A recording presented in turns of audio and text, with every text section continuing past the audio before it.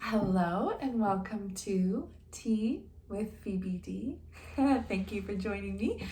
And if this is your first video that you're watching, I am a women's sexual and emotional empowerment coach. Basically, I teach women to free themselves or have a different relationship with their fear, shame, guilt, etc. Anything that's holding them back in their life or sexuality. And I allow them, or by using those tools, they allow themselves to fully love themselves and their bodies and their sexuality. So today I'm pre-recording this because I'm currently in Saskatchewan, but I wanted to talk to you about what is healthy sex. Now, this is very nuanced and can be a very complicated subject. So what I say today, I really encourage you to really pass through your own filters, your own critical thinking, and to see how you feel about it. Do you agree? Do you disagree? You don't need to agree with me. I'm just going to give you some food for thought as to what is healthy and maybe unhealthy based on my own experiences and the things that I've learned. So there's 4 points that I want to make. The first one is that healthy sex is consensual. That means that both parties are aware of what's happening and what maybe will happen in the sex session, and both are enthusiastic about it. And I shouldn't just say both, it can be a group of people as well. However many people are having sex is great as long as everybody's consensual. And also, like in my opinion, from what I've seen, anything can be consensual.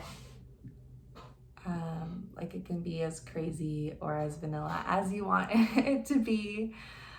And it can be really wild. I've seen people engaging in super wild consensual sexual activities, and they're both super happy about it.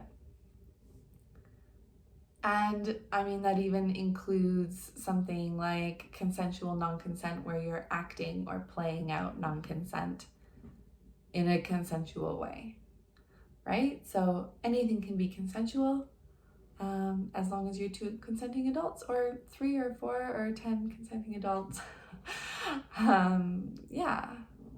So the second point I wanted to make is one good way to know if it's consensual or not is you can ask yourself, do I feel like my no is as accepted as my yes?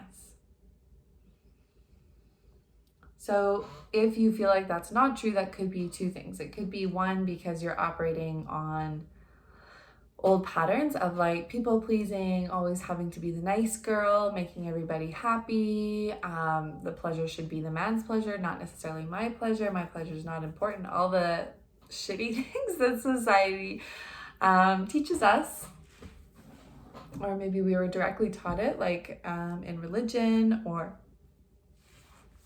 in our family. So it might be your own inability or difficulty in saying no, and living with that, basically. Or it could be that your partner doesn't accept a no as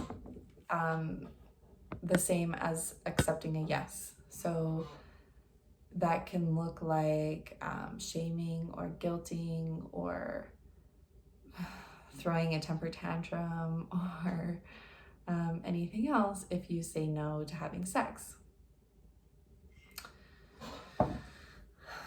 So that is a good question to ask. Is my no as accepted as my yes? Do I feel as comfortable saying it? The third point I want to make is, why do you want to have sex? We can have sex for a lot of different reasons, and some are healthier than others. For example, some reasons I've had sex is to people please, to make my partner happy, even though I didn't want to. Those used to be super common for me. Or I just felt like I was supposed to make him happy or please him because that was my job as the woman in the relationship. I've also had sex to try to fulfill my desire to feel desired and to feel worthy and beautiful enough and good enough.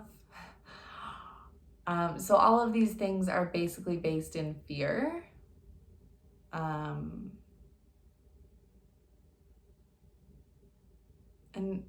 kind of like an unconscious place, I would say. Like I'm using sex in order to make me, I don't know, feel a certain way or fulfill a duty or an obligation or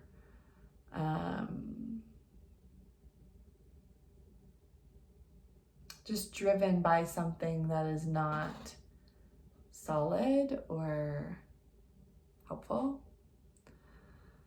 That's kind of vague, but like it can be a lot of different things. I think you probably know what I'm talking about. So I'm just gonna assume you do. If not, feel free to contact me and we can talk more about it. So then the other reason why you want to have sex is because you fucking want to have sex. And because you feel great in yourself and in your body and you want to share it and you want to experience something new or whatever. And that comes from a beautiful, empowered, solid place.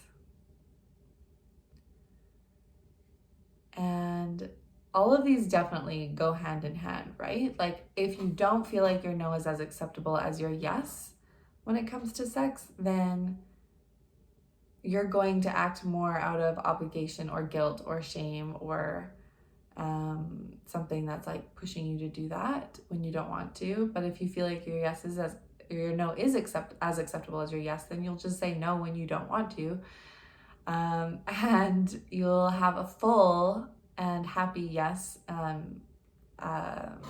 What's the word? Enthusiastic. You'll have an enthusiastic yes when you want to say yes. And when you come from those places, it's a totally different feeling. And you can really enter into the pleasure and the joy of it way more. In my experience, anyway. And the fourth and last point is to really notice, how do you feel after sex? A lot of times if we have sex out of fear or obligation, or like we're not listening to ourselves or our pussies, you can feel empty and lonely or like really shitty about yourself after sex. But if you come from a really empowered place of like, yes, this is actually what I want, then usually you tend to feel fulfilled and nourished and excited and contented after sex. So again, all of those like really run in to each other, right? So yeah, those are just a few things for you to think about, consider, run your experiences through those, and run those through your critical thinking and your own experiences. And I would love to hear from you, how you feel about this. Like, do you agree? Do you disagree? What do you think is healthy sex? What do you think is unhealthy sex? You can contact me by visiting my website at www.phoebed.com. That's PHOEBED.com. And just let me know.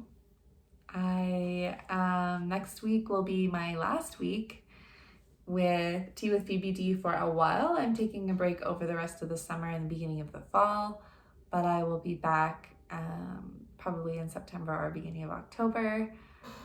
And I won't be doing lives anymore. It'll be more like this, uploaded to my computer, or uploaded to the internet, and it'll probably be a lot more fun looking and more concise. Basically, you'll probably like it a lot more than my live tease. So thanks for joining me. I will see you next week. Next week's gonna be a mystery. I have no idea what it's gonna be. I'll announce it on my Facebook coaching page. But as of now, I actually have no idea what it's gonna be. So I'm excited to figure that out. And I hope, as always, that you have a wonderfully messy week, and I will chat with you next Wednesday night. Mwah. Bye.